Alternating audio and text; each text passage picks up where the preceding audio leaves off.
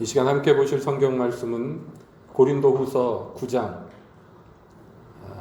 24절, 25절 말씀입니다.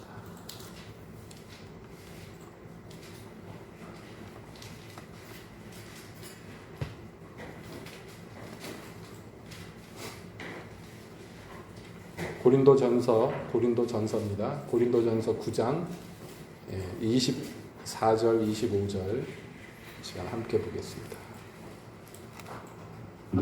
보세요. 운동장에서 다름질하는 자들이 다 살아날지라도 오직 상없는 자는 하나인 줄을 너희가 알지 못하느냐. 너희도 곧도록 이와 같이 다름질하라. 이기기를 다투는 자마다 모든 일에 절제하나니 저희는 썩을 열매를 얻고자 하되 우리는 썩지 않을 것을 얻고자 하노라. 아멘. 하나님, 이 시간 주님의 말씀 듣기를 원합니다. 주님 오셔서 저희에게 말씀하여 주시옵소서. 예수님의 이름으로 기도하옵나이다. 아멘. 사도 바울이 복음을 전파하고 있던 그 당시에도 우리가 일반적으로 올림픽 그렇게 알고 있는 그리스로부터 시작해서 당시 세계에서 하던 여러 가지 운동 경기들이 이 시대에도 계속해서 벌어지고 있던 그런 시기입니다.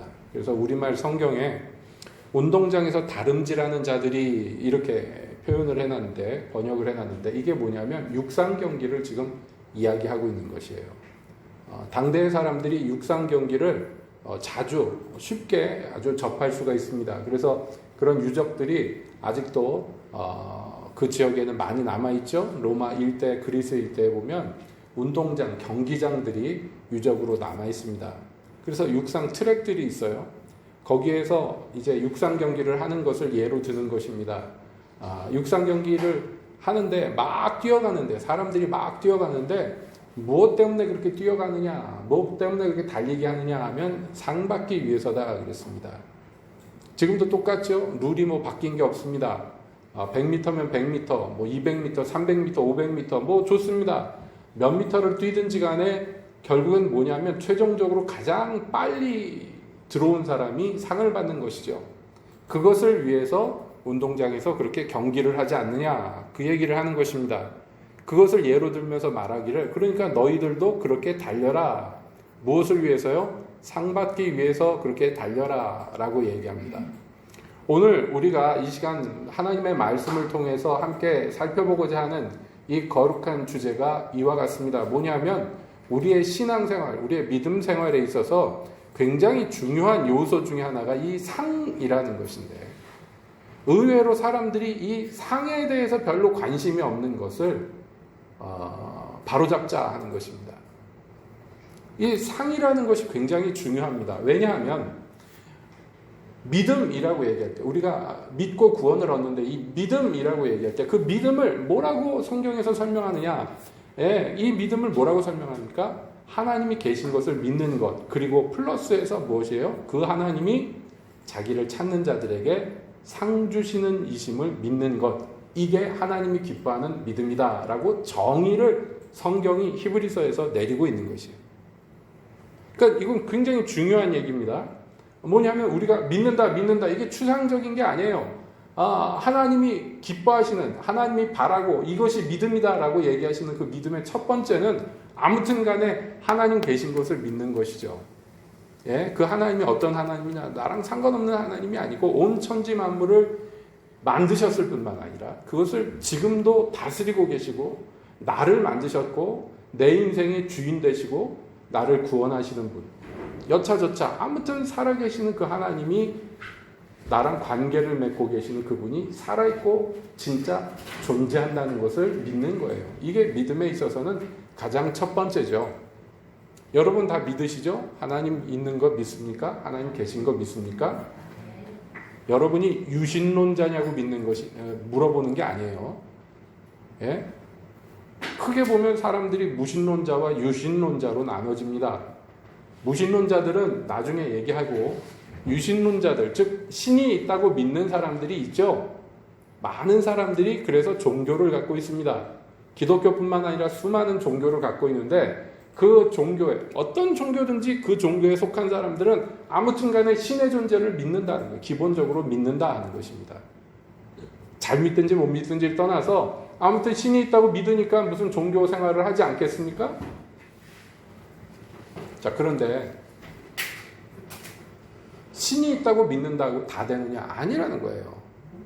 세상의 모든 신은 다 헛것이고 진짜 신은 하나님밖에 없다고 믿는 것, 그리고 그게 실제라는 것을 아는 것, 이게 믿음에 있어서의 가장 기초가 되는 것입니다. 여러분이 그런 믿음이 있느냐고 여쭤보는 것입니다. 유신론자냐고 물어보는 게 아니에요. 예? 참 하나님을 믿느냐 하는 것이죠. 믿으시는 줄로 압니다. 믿으시니까 예배당에 나오셨겠죠. 자, 그런데 그 하나님은 그러면 어떤 분이냐? 그러면 설명하려면 많은 말들이 설명될 것입니다. 전지전능하고 무소무제하고 막 뭐라고 얘기할 수 있습니다. 그런데 히브리서에서는 뭐라고 그래요? 자기를 찾는 자들에게 상 주시는 분이다라고 하나님에 대해서 설명하고 있어요. 우리는 이 사실을 아주 중요하고 깊이 생각해 볼 필요가 있습니다. 바꿔 얘기하면 뭐냐면 우리가 하나님을 믿는다라고 얘기할 때 무엇까지 포함이 되는 거냐면 그분은 어떤 분이다라는 걸 믿는 거예요. 상 주시는 하나님이라는 것을 믿는 거예요. 여러분 믿으십니까? 믿으시는 줄로 압니다. 그런데 더 곰곰이 들여다보면 의외로 많은 사람들이 상 주시는 하나님에 대해서 별로 관심이 없어요. 아니, 하나님이 주신다 하는 그 상에 대해서 별로 관심이 없어요. 솔직히 얘기해서 많은 기독교인들이 그렇습니다. 그 상에 대해서 별로 관심이 없어요. 잘 알지도 못하고 알려 하지도 않아요. 그저 지옥에만 안 가면 되지, 이러고 있는 것이.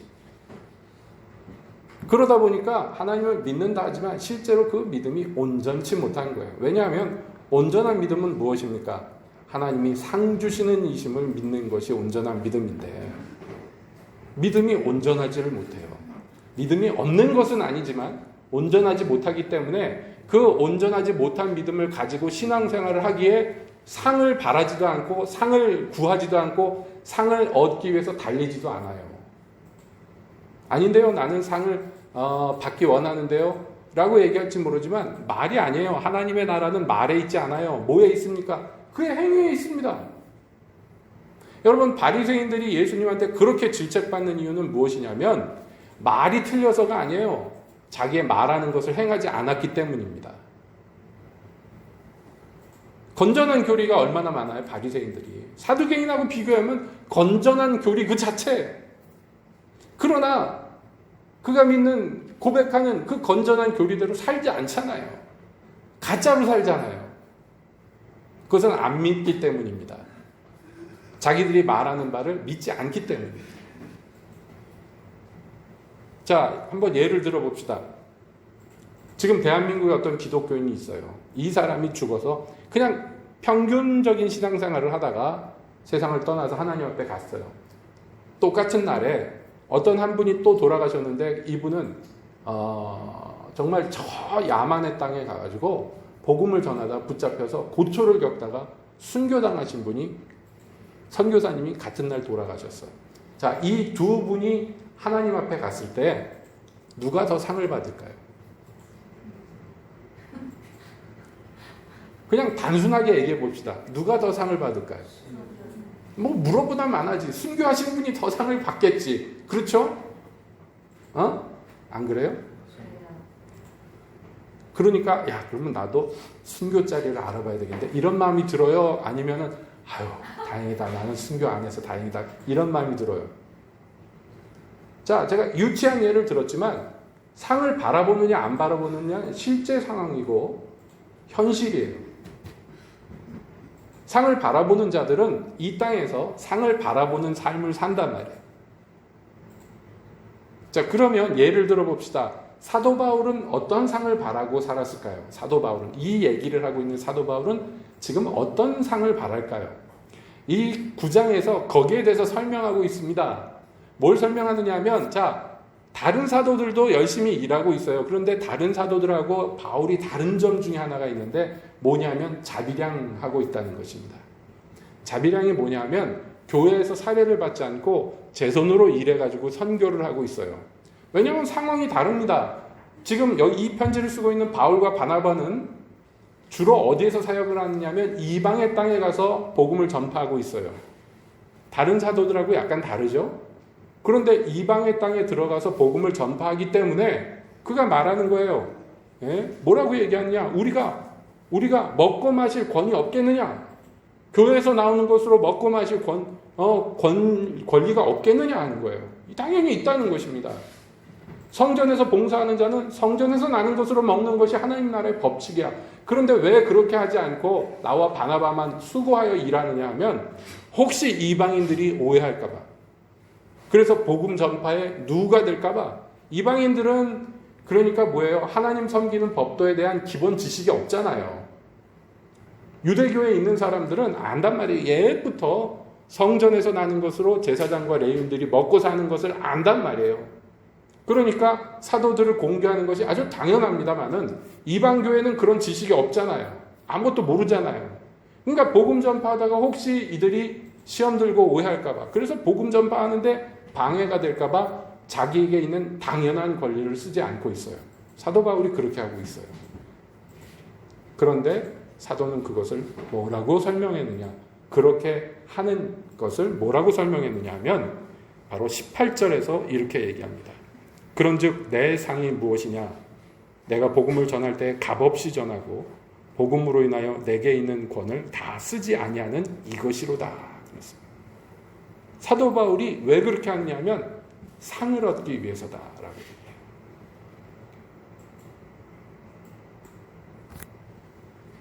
자 보세요. 이게 뭔지 아십니까? 자기에게 당연한 권리를 유보하는 것. 무엇을 위해서요? 복음을 위해서 유보하는 것. 이게 상이 된다는 것을, 상 받을 일이라는 것을 사도가 알기 때문에 나는 그것을 더 기뻐한다는 거예요. 이 땅에서 권리를 누리는 것보다 그 하늘의 상급을 더 기뻐하기 때문에 나는 이렇게 산다고 얘기하는 것입니다. 이게 나의 자랑거리라. 그렇게 말합니다. 반면에 바리새인들은 어떻게 했느냐 하면 선행을 할 때 누구를 구제하거나 아니면 금식을 하거나 아니면 기도를 하거나 하는 어떤 좋은 일을 할 때, 상 받을 만한 일을 할 때 그것을 어떻게 하느냐 하면 사람들이 다 보도록 한다. 이게 목적이에요. 사람이 봐야 돼. 그래서 구제하기 전에 뭐부터 하느냐 하면 나팔을 막 불어. 사람들이 무슨 소리냐 이 모이라고. 사람들을 모아놓고 내가 이 사람한테 얼마를 구제한다고. 그렇게 하는 거예요. 금식할 때도 어떻게 하냐? 혹시 누가 못 알아볼까봐 일부러 인상 찌그리고 머리도 안 감고 막 떡이 져가지고 하고 다녀요. 왜 그러세요? 어디 아프세요? 금식하는데 너무 힘들어요. 막 이러고 다니는 거예요. 알아달라는 거예요. 기도하는데 누가 안 알아주면 억울하잖아. 그러니까 어디서 해요? 시장 바닥에서 기도해요. 사람들이 다 보도록. 그래서 예수님은 뭐라고 얘기하십니까? 그들은 이미 상을 받았느니라.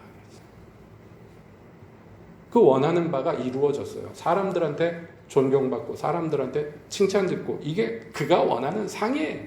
그거 이미 받았다는 거예요. 근데 너희는 그렇게 하지 말고 어떻게 하라고요? 은밀히 보시는 하나님 앞에서 숨어서 하라. 오른손이 하는 거 왼손이 모르게 하라. 그러면 은밀히 보신 하나님께서 훗날 너에게 갚아주실 거다. 하나님이 상을 주신다는 거예요. 바리새인들은 사람들에게 얻는 상을 원했어요. 그런데 너희는 그러면 안 된다. 하나님께 얻는 상을 받아야 된다. 이렇게 가르치시는 거예요. 그래서 이것을 한마디로 축약하면 이걸 뭐라고 얘기하냐. 내가 당연히 받을 칭찬을 거절하는 거예요. 숨어서 하는 거예요. 내가 당연히 받을 존경받을 만한 일을 하고 그것을 알리지 않는 거예요. 왜 자기 권리를 쓰지 않습니까? 상 받기 위해서. 그래서 이걸 뭐라고 그러냐. 이기기를 다투는 자마다 모든 일에 절제하나니. 그랬어요. 또 운동선수들의 예를 드는 거예요. 운동선수들의 예를.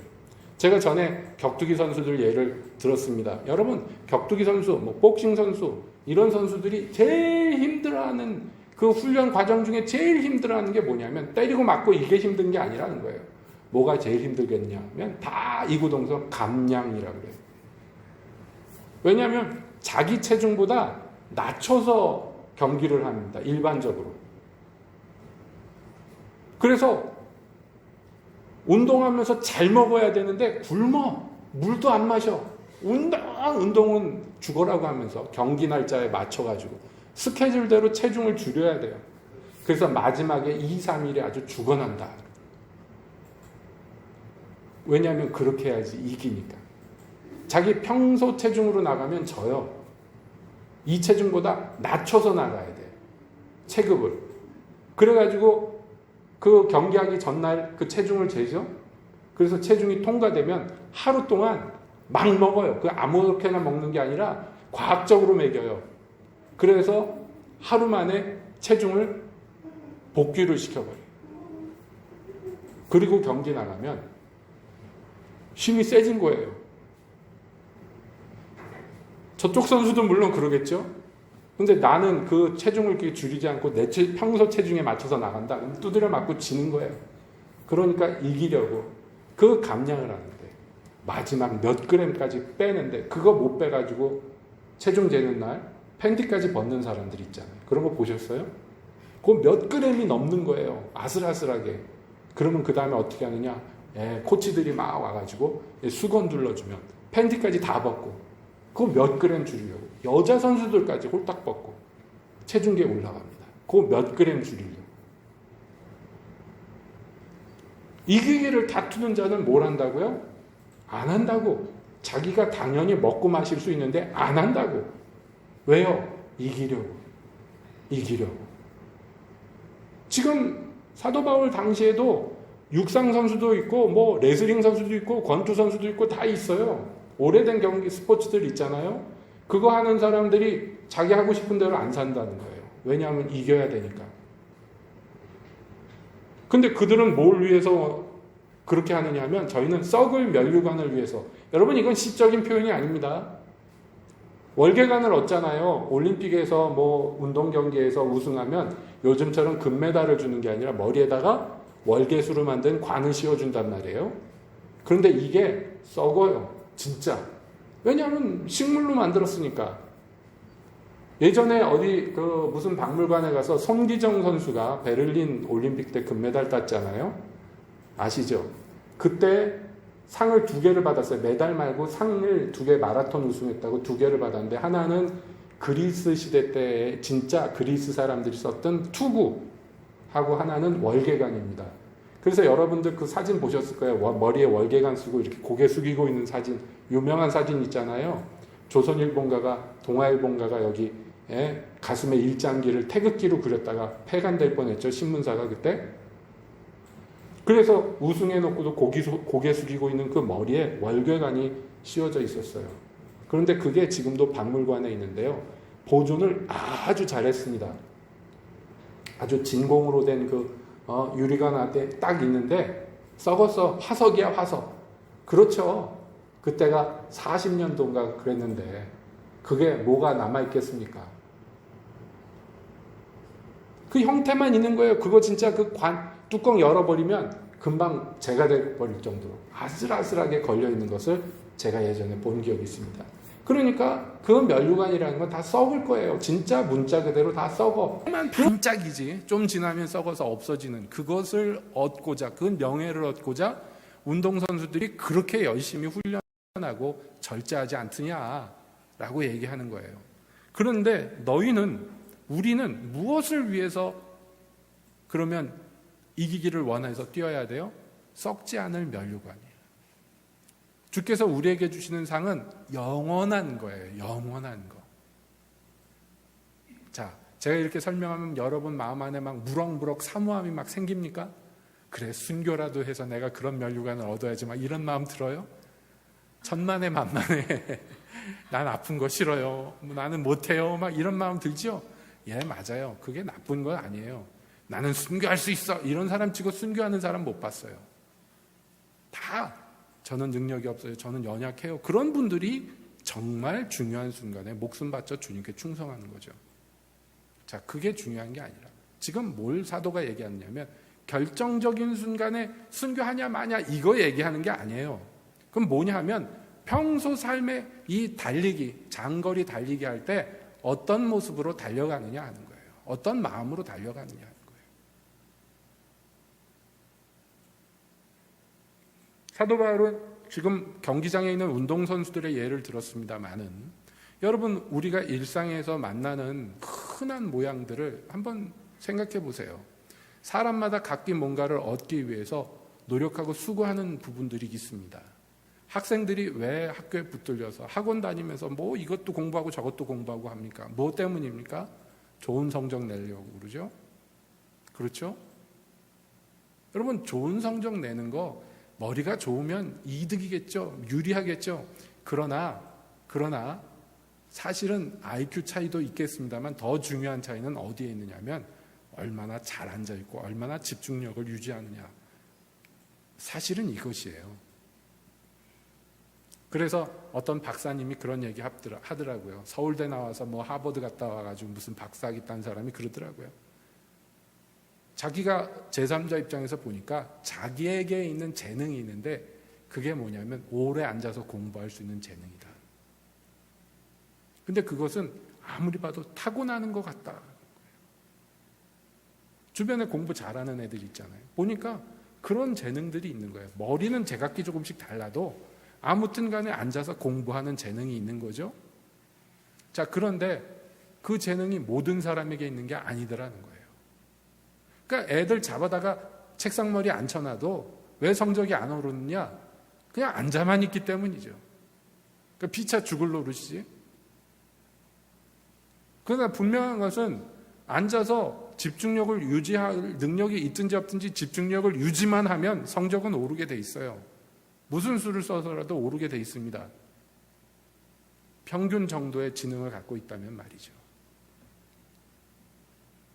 자, 그런데 왜 그렇게 애를 쓰고 수고하고 노력할까요?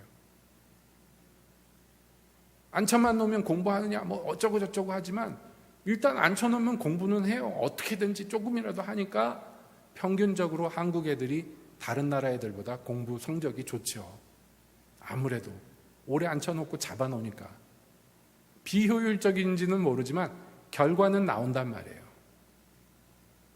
우리나라 학생들이 평균 학습 능력, 뭐 성적 이런 게 세계 2위 아닙니까? 어디에 갖다 놔도 1위는 못해도 2위는 하잖아요. 그거 왜냐하면 아무튼 잡아다 공부를 시키거든요. 그래서 미국의 학부모들이 한국에서 이민 온 애들 공부시키는 걸 보면서 야, 저 엄마들은 미쳤나 보다. 그래가지고 나온 말이 타이거맘이라는 말이죠. 엄마가 호랑이처럼 쫓아다니면서 공부를 시키니까 애들이 저렇게 공부를 하지. 그래서 유행이 돌았어요. 우리도 타이거맘이 돼보자. 그래서 미국 엄마들이 한국 엄마들 쫓아서 애들을 잡더리를 했더니 애들이 성적이 오르더라. 근데 그것도 유행이에요. 성적은 올랐는데 애들이 불행해하더라. 얘기가 좀 엇나갔습니다만 수고하고 노력하는 게 왜 목표가 있기 때문이에요. 좋은 학교 가고 좋은 직장 얻고 편한 인생을 살기 위해서. 여러분 무엇인가 결과를 얻기 위해서는 반드시 뭐가 들어가야 돼. 수고가 들어가고 절제가 들어가야 된단 말이에요. 자기가 놀 시간에 놀지 않고 무엇을 하기 때문에 이게 되는 거예요. 그런데 이 세상에 있다가 없어질 잠시 있을 것을 위해서도 그렇게 수고하는데 우리의 믿음이 온전하다면 영원한 상급을 위해서 수고하지 않겠는가 하는 거예요. 성경에서 사도는 말하기를 만일 부활이 없고 만일 천국이 없고 사는 이 인생이 이생뿐이라면 우리가 제일 불쌍한 사람이다. 이렇게 얘기합니다. 그런데 아이러니하지만 많은 그리스도인들이 천국이 없어도 그렇게 불행한 인생은 아닌 것 같아요. 부활이 없어도 그럭저럭 평균 정도는 살지 않습니까? 어떻습니까? 사도가 그렇게 얘기하는 것은 여기 이생의 삶을 몽땅 다 앞으로 올 나라를 위해서 다 바쳤기 때문에 불쌍한 거예요. 만약에 그 나라가 없다면. 그렇죠? 모든 것을 바치고 모든 것을 절제한 삶을 살았기 때문에 만일 부활이 없고 그 사는 게 이생뿐이면 그 불쌍한 거죠. 근데 다 바친 것도 없고 절제한 것도 없이 그럭저럭 살았는데 부활이 있든지 없든지 뭐가 불쌍하냔 말이에요. 딴 사람들만큼 그냥 그렇게 즐기면서 살았는데 행복하게 산 것도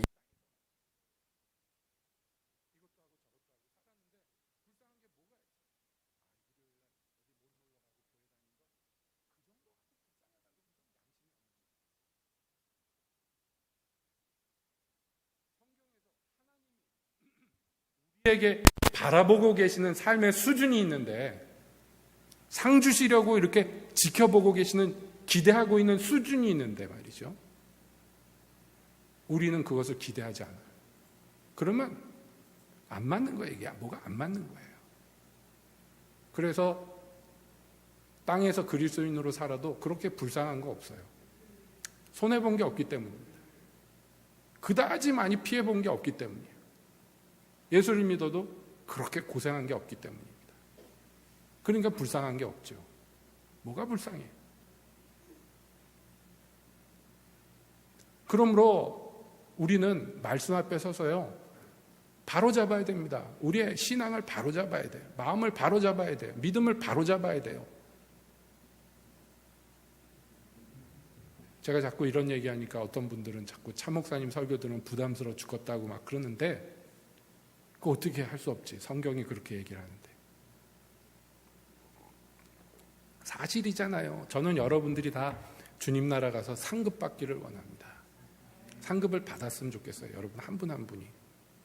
그런데 말씀드렸잖아요. 그럭저럭 살다 온 사람하고 순교자하고 상 받는 게 똑같으면 이건 말이 안 되잖아요.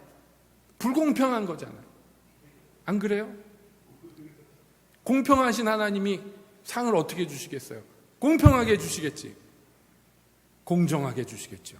그런데 우리 마음은 불공정하게 주시리라고 상상을 하고 있어요. 불공정하게. 나는 진짜 은혜로 거저 구원을 받았습니다. 거기에 대해서 내가 기여한 바가 없습니다. 그러나 상 받는 건 그 이상의 얘기를 하는 거예요. 상 받는 건 그 이상의 얘기예요. 우리가 구원받은 건 전적으로 누가 상을 받아야 돼요? 예수님이 상 받으셔야 돼요. 그래서 예수님이 찬양 받으시는 거예요. 천국에서. 죽임당하신 어린 양이 왜 모든 영광과 부와 명예와 모든 권세를 왜 받게 합당하십니까? 그분이 다 하셨으니까. 그분이 다 하셨으니까 상 받는 거예요. 그럼 우리는 뭘로 상 받을 거예요, 여러분? 뭘로 상 받을 거예요? 오늘 주님이 여러분 부르시면 주님 앞에 가서 무엇으로 상 받을 거예요? 아니, 면목은 있습니까? 이거 진짜 심각한 문제예요. 야, 나는 너에게 상 주는 하나님이라고 그렇게 얘기를 했는데 너는 어떻게 상 받을 걸 하나도 안 하고 왔냐? 어떻게 된 일이냐? 주님이 그러시면 우리가 뭐라고 그럴 거예요, 거기 가서. 오해하지 마세요. 자기의 의로 구원받는 거 아니에요. 자기의 의로 자랑하는 거 아닙니다.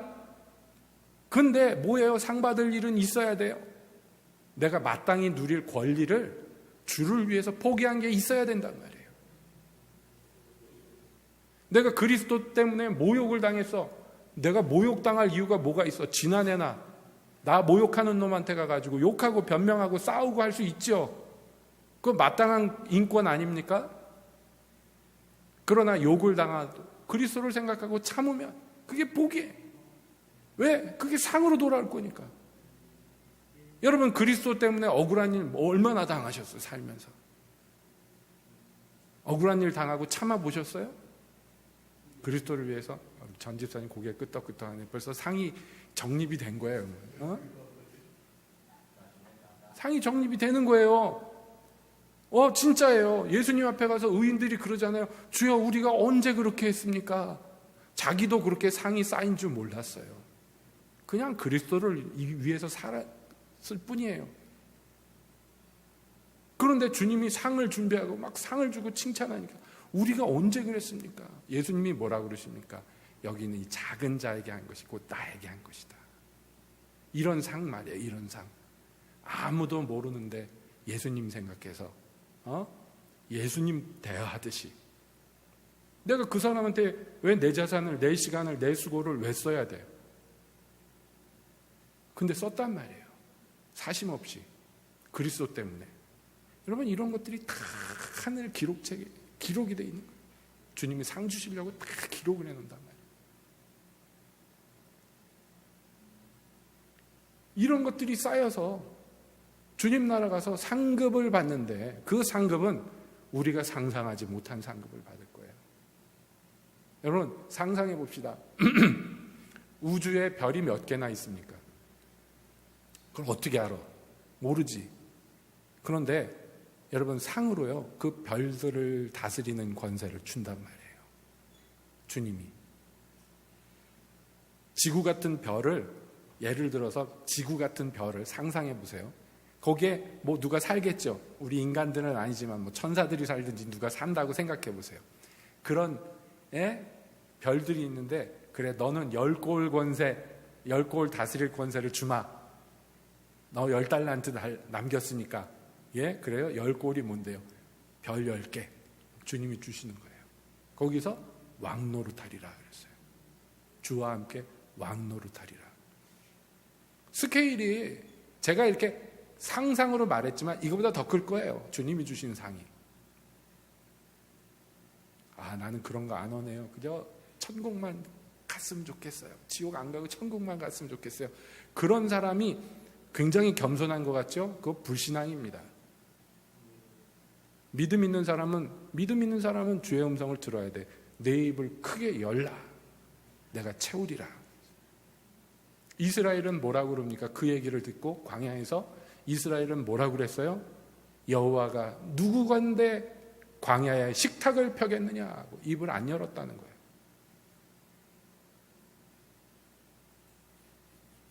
그건 믿음이 아니에요. 그건 신앙이 아닙니다. 엘리사가, 이스라엘 왕이 엘리사가 죽는데 와가지고 아버지여, 내 아버지여, 이스라엘의 병거와 마병이여 하고 찔찔 우니까 왕이여, 창을 열고 화살을 쏘소서. 이 화살로 땅을 두드리소서. 지금 엘리사가 세상 떠나면서 악한 왕이지만 하나님의 은총을 베푸는 거예요. 눈치가 있어야지. 그런데 뭐라고 그러니? 땅을 두드리소서. 그러니까 3번 두드리고 말잖아요. 죽어가던 엘리사가 버럭 화를 내면서 5, 6번이라도 두들겨야지. 그러면 아람을 완전히 이겼을 텐데. 왕이 3번 이기고 끝날 것입니다. 여러분, 그게 믿음이 아니에요. 신앙이 아니에요. 이사야가 악한 왕 앞에 나타나서 말합니다. 하나님께서 은혜를 베푸실 건데 은혜의 징표를 구하시오. 그랬더니 뭐라고 나불나불 합니까? 나는 아니하겠노라. 하나님을 시험하지 아니하겠노라. 이런 소리를. 이사야가 화를 내면서 하나님이 은혜 주시겠다는데, 증거를 주시겠다는데 헛소리하고 있어. 이게 하나님을 얼마나 더 괴롭게 하겠느냐. 그러면서 구하지 않은 징조를 주잖아요. 보라, 처녀가 아들을 낳으리니 이름을 임마누엘이라 하리라. 이스라엘은 구하지 않았으나 하나님은 상으로 예수 그리스도를 주시는 거예요. 구했으면은 그 상이 자기 것이 되었을 텐데. 그 상이, 예수님이 육체를 입고 이 땅에 오셨는데 그 상이, 여러분, 하나님이 주실 수 있는 가장 큰 상이에요. 자기 아들을 주셨어요. 그래서 그 아들을 받아들이는 사람, 영접하는 사람은 덩달아 아들이 되는 권세를 주시겠다고 그랬어요. 이거보다 더 큰 상이 어디 있어? 그런데 그 임금이 자기 땅에 오매 그 백성들이 그 임금을 영접하지 아니하였다. 그 상을 안 받아들였어요. 그러니 어떻게 되겠습니까? 버려지는 거예요. 여러분, 이 상은 받아도 되고 안 받아도 되고 이런 차원의 문제가 아니에요. 내 믿음에 온전한 결실을 얻느냐 못 얻느냐, 하나님께 칭찬을 듣느냐 못 듣느냐, 더 나아가서 주님께 잘못하면 버려질 수도 있는 그런 굉장히 중요한 문제가 여기에 달려있습니다. 그렇기 때문에 명심하셔야 됩니다. 여러분, 오늘이라도 마음을 고쳐먹으세요. 영원한 상급을 사모하세요. 그것을 얻고자 이 땅에 있는 것을 초계와 같이 여기세요. 이 땅에 썩어질 것을 갖고 영원한 것과 바꾸는 거예요. 세상에 이런 일이 어디 있습니까? 근데 하나님이 그렇게 하시겠다고 얘기하셨어요. 누구에게? 나를 찾는 자들에게. 하나님을 찾으면 그 상이 와요. 그런데 그 상 주시는 하나님을 안 찾으면요, 상만 못 받는 게 아니에요. 하나님의 기뻐하지 않으시는. 정말 하나님이 계신 것을 여러분 믿으십니까?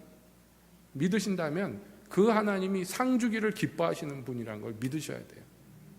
그의 기뻐하는 바를 행하기 때문에 여러분, 우리는 평안을 누리는 거예요. 그러나 그의 기뻐하시는 것이 무엇인지 알면서도 짐짓 그것을 바라지 않는 자들이 어찌 주님의 나라에 넉넉히 들어가겠습니까? 그 믿음이 그를 구원하겠냔 말이에요. 분명히 하자고요. 예? 자꾸 잊어버릴 것 같으면 이거 기억을 해보세요.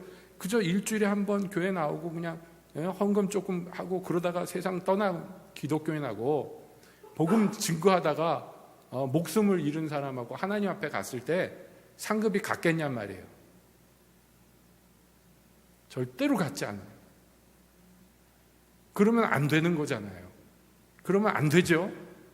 한 사람은 하늘의 영원한 상급을 위해서 이 땅에 자기 생명마저도 아끼지 않고 그리스도를 위해 달려간 사람이 있고, 한 사람은 전혀 달릴 생각도 없었고 달리기를 위해서 훈련도 하지 않았고 그저 자기를 위해서 평생 살다가 그냥 주님 앞에 갔는데 어떻게 그 대우가 같겠냔 말이에요. 주님의 나라에서 절대로 같지 못해요. 하나님의 나라는 공의로운 나라, 공평한 나라이기 때문에 그 나라의 법대로 절대로 대우가 같지 못해요.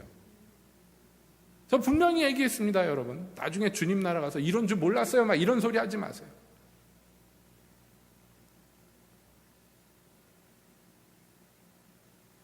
그래서 진짜 바라기는 말이죠. 보좌에 막 하나님이 앉아 계시고 그 옆에 쫙 장로들이 앉아 있는데 거기에 끼어서 유종옥 집사님도 앉아 있고 말이에요. 박매 집사님도 막 그 옆에 보좌에 앉아 있고 막 그걸 봐야지 되지 않겠어요? 기왕이면 아니에요? 정경환 집사님 그런데 다 앉아 있어야지. 누가 천국에 갔더니 예수님 옆에 앉아 있는데 처음 보는 사람들 아줌마들만 쭉 앉아 있더라. 저 아줌마들이 누구예요? 전혀 유명하지 않은데. 그 릭조이노 목사님이 천국에 갔더니 예루살렘 성 바깥에 사람들이 우글우글한데 그 천국은 천국이지 성 안에 못 들어가서 문제지. 거기에서 자기가 평생의 신앙의 스승으로 여겼던 분이 그 바깥에 있더라. 아니 왜 여기 계시냐고. 여기 계시냐고. 왜 저 안에를 못 들어가고 계시냐고. 그랬더니 그러더래 솔직히. 나도 저 안에 들어갈 줄 알고 살았는데 와서 보니까 못 들어갈 사람들. 이 땅에서 상급을 얻을 일을 못했기 때문에. 그래서 자기는 기름을 준비하지 못한 미련한 처녀와 같은 자다라고 고백했다는 얘기를 간증으로 봤습니다마는 아마 천국 가면 그런 일들이 얼마나 많겠습니까? 그러므로 우리 새빛교회 출입하는 성도 여러분들은 상 받기를 위해서 모든 일에 절제하면서 이기기를 다투는 자들처럼 사시기를 여러분 축복드립니다. 내가 주님을 위해서 이것도 했고 저것도 했고 이런 게 아니라 그냥 사는 것이 믿음의 삶 자체가 표적이 분명한, 목표가 분명한 그런 달리기가 되어야 되지 않겠습니까? 그래서 사도 바울은 말하고 있어요. 그러므로 내가 다름질하기를 향방 없는 것 같이 아니하고 싸우기를 허공을 치는 것 같이 아니하여 내가 내 몸을 쳐서 복종케 하면 내가 남에게 전파된 후에 자기가 도리어 버림이 될까 두려워함이로라. 바울 같은 이도 이렇게 얘기했어요. 내가 달려가는데 목표 없이 막 아무렇게나 뛰어가는 그런 달리기가 아니에요. 목표가 분명해요. 상급을 주시는 그분을 향해 달려가는 것이고, 내가 다투는데 싸우는데 아무것도 없는 허공을 막 휘두르는 것처럼 그렇게 싸우지 않고 분명한 목표가 있고 대적이 있는 그 싸움을 싸우고, 그 와중에 지금 자기가 절제하고 권리를 쓰지 않는 게 상급이다 그렇게 얘기한 사람이 뭐라고 얘기하냐, 거기 더하여 내가 내 몸을 쳐서 복종케 하노니라. 왜냐하면 우리의 육신이, 이 땅의 정욕들이 그 길로 가는 것을 좋아하지 않기 때문에, 여기서 맛난 것 먹고 여기서 편안한 삶 살기를 원합니다. 그렇지 않습니까? 하다못해 조그만 것까지, 뭐 새벽 예배 나오시는 분들은 알 거 아니에요. 새벽 예배 나오는 것이 얼마나 많은 것을 포기해야지 나오냐. 어떤 분이 새벽 예배 나오기가 너무 힘들어요. 그래서 제가 그랬어요. 일찍 자라고. 포기할 거 포기하지 않고 밤늦게 재미나게 지내면서 새벽에 어떻게 나와? 힘들어서 못 나와. 뭐 강철 체력이에요? 일찍 자야지. 새벽에 주님을 보려면 일찍 자야지. 포기해야 돼요. 근데 밤중에 텔레비 재미난 거 많이 하잖아. 그 보고 싶잖아. 그때 어떻게 해야 돼요? 육신을 쳐서 복종시켜야 돼. 그게 습관이 들어야 돼요. 그러지 않으면 사도가 무엇을 두려워합니까? 내가 복음 전파 다 해놓고 그러다가 혹시 내가 버려지면 어떡할까? 하나님이 우리를 버리실 분은 아니지만 그럼에도 이것을 근심하는 것이, 여러분, 이게 복받을 만한 사람의 마음가짐입니다. 세상 인류 다 버림받아도 사도 바울이 버림받겠습니까? 설마? 그런데 자기는 자기를 그렇게 생각하는 거예요. 나는 내 육신이 하고 싶은 대로 놔두면 자칫 버림받을 수도 있는 인간이다 라고 스스로를 평가하는 거예요. 자기를 믿지 않아요. 여러분, 이게 올바른 뭐예요? 이게 올바른 뭐예요? 우리가 그러므로 사도의 본을 받아서 자기를 쳐서 복종시킵시다. 예. 그래서 이 달려갈 길을 끝까지 목표를 향해서 다 달려가야지 되지. 중도에 포기하는 사람 얼마나 많고 옆길로 새는 사람 얼마나 많습니까? 그러지 말고 주님 앞까지 쭉 주의 은혜 가운데 달려나가시는 저와 여러분 되시길 축복드립니다. 기도하겠습니다.